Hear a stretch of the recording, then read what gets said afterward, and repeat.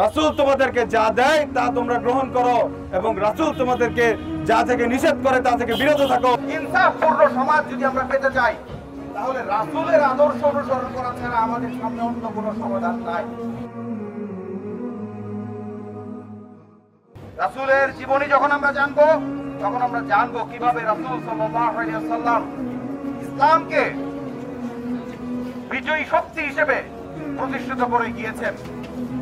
আপনারা শুনলে অবাক হবেন, আজকে পৃথিবীতে আমরা দেখি গণতন্ত্র, সমাজতন্ত্র, নানা রকম মতবাদ পৃথিবীতে আজকে বিদ্যমান, অথচ মানব জাতি কিন্তু নিরাপদ হয় নাই।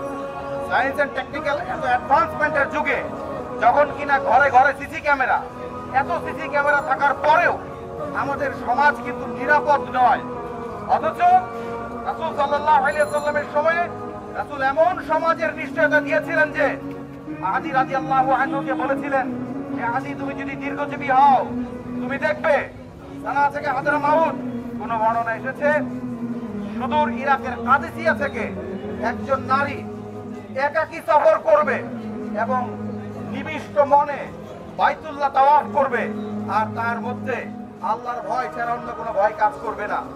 আদি রাদিয়াল্লাহু আনহুকে যে বলেছেন এ আদি তুমি যদি দীর্ঘজীবী হও তবে তুমি দেখবে বাবেলের শ্বেত প্রাসাদগুলো মানে পারস্যের সেই রাজপ্রাসাদগুলো মুসলিমদের হস্তগত হবে। এ আদি তুমি যদি দীর্ঘজীবী হও তবে তুমি দেখবে সম্পদের প্রাচুর্যের কারণে যাকাত নেবার মতো লোক খুঁজে পাওয়া যাবে না। আজকে আমরা বৈষম্যের বিরুদ্ধে কথা বলি, আমরা ইনসাফের পক্ষে কথা বলি, কিন্তু এই যে প্রচলিত যে সমস্ত ব্যবস্থা, গণতন্ত্র, সমাজতন্ত্র, এই ব্যবস্থাগুলো, এই সেকুলারিজম আপনাকে এই নিশ্চয়তা দেয় না যে সমাজের মানুষের এমন নিরাপত্তা প্রতিষ্ঠিত হবে যে একজন নারী একাকী সফর করবে আরবের এক প্রান্ত থেকে আরেক প্রান্ত পর্যন্ত, তার মধ্যে আল্লাহর ভয় ছাড়া অন্য কোনো ভয় কাজ করবে না। ইসলাম এই নিশ্চয়তা দেয়।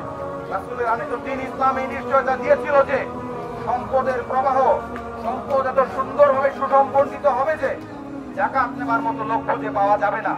এই নিশ্চয়তা ইসলাম দেয়। তাই সেই সুন্দর সমাজ, বৈষম্যহীন সেই ইনসাফপূর্ণ সমাজ যদি আমরা পেতে চাই তাহলে রাসূলের আদর্শ অনুসরণ করা ছাড়া আমাদের সামনে অন্য কোনো সমাধান নাই। একই সাথে কেবল দুনিয়াতে ভালো থাকা নয়, বরং ইয়াউমুল আখিরাতে রাসূলের শাফাআত লাভের জন্য এবং জাহান্নাম থেকে বাঁচার জন্যও আমাদেরকে রাসূলের আনুগত্য করতে হবে। আর আল্লাহ তাআলা কোরআনে বলছেন রাসূলের জীবনীতে রয়েছে তোমাদের জন্য উত্তম আদর্শ, এবং আমরা প্রতিটি মুসলমান দাবি করছি আমরা রাসূল সাল্লাল্লাহু আলাইহি ওয়াসাল্লামকে আমাদের নিজেদের জীবনের চেয়ে বেশি ভালোবাসি। এই কেমন ভালোবাসা! রাসূল সাল্লাল্লাহু আলাইহি ওয়াসাল্লামের জীবনীটি একবার যদি আমরা পড়ে না দেখি, রাসূল সাল্লাল্লাহু আলাইহি ওয়াসাল্লাম আমাদের একমাত্র অনুসরণীয় পাথেয়, কিন্তু আমরা রাসূল সাল্লাল্লাহু আলাইহি ওয়াসাল্লামের জীবনী পড়ি নাই। আল্লাহ তাআলা কোরআনের সূরা আন-নিসার 41 নম্বর আয়াতে বলছেন, অতএব কেমন ভাবে সেদিন যেদিন প্রত্যেক উম্মতের মধ্য থেকে সাক্ষ্য গ্রহণ করা হবে এবং রাসূল সাল্লাল্লাহু আলাইহি সাল্লামকে আমাদের বিপক্ষে সাক্ষ্য হিসেবে দাঁড় করানো হবে। রাসূল সাল্লাল্লাহু আলাইহি সাল্লাম সেই দিন আমাদেরকে জিজ্ঞেস করবেন না বিদায় হজের ভাষণে, যে দিন যে ইসলামকে তিনি আমাদের কাছে আমানত হিসেবে রেখে গেছেন, আমরা কে কি করেছি ওই দিনের জন্য। সেই দিন কি আপনাদের মনে হয় রাসূল সাল্লাল্লাহু আলাইহি সাল্লাম আমাদেরকে হাউজে কাউসার থেকে পানি পান করাবেন? তাই স্পষ্টভাবে আমি বলতে চাই কোরআন এবং সুন্নাহ দ্বারা আমাদের জীবনকে পরিচালনা করতে হবে।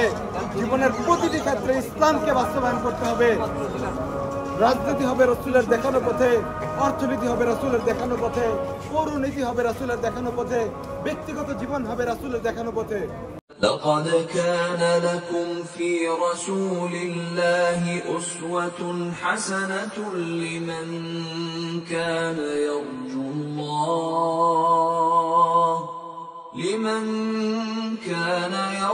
الله واليوم الآخر وذكر الله كثيرا